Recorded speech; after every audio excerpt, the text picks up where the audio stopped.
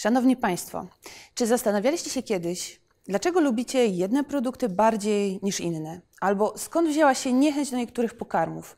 Od dziecka, od dzieciństwa, od urodzenia. Dlaczego niektórzy mają słabość do wegetarianizmu i jedzą rośliny, jedzą trawę, a inni nie wyobrażają sobie życia bez mięsa? Jedni nie rozumieją smaku drugich.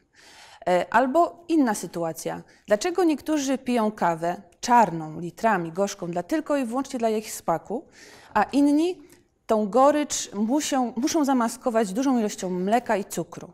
Odpowiedzi, jak się okazuje, na te pytania znajdują się w genach, które od urodzenia wpływają na to, jak odczuwamy smak.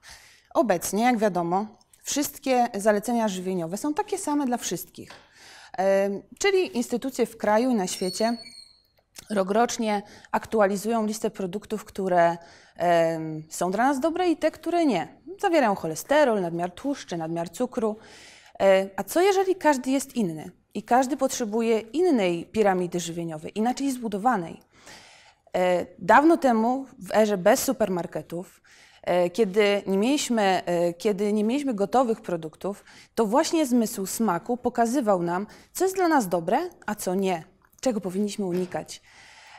I w pracy doktorskiej interesuje mnie to, jak ludzie odczuwają ten smak. Że być może są osoby, które odczuwają ten smak gorzki albo słodki bardziej intensywnie.